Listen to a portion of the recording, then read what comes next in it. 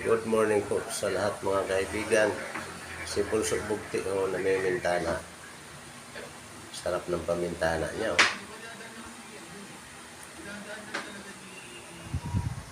Tapos si Dika, tinatamad pang manood. Nakahiga sa upuan. Si Kikay, nakalihis siya sa TV. Ayan yung TV. Oh. Ayaw niya manood ng balita. Ay, sumusulyap minsan. Pero hindi talaga siya humarap.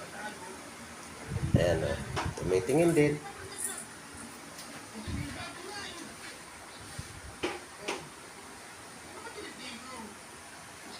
Tapos, dalawa.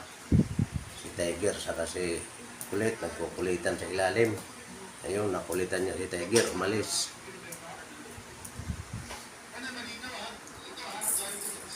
Ewan ko si Itim. Kung nasaan. Yung dalagang may anak yan. Tulog. Hindi tabi ng electric fan.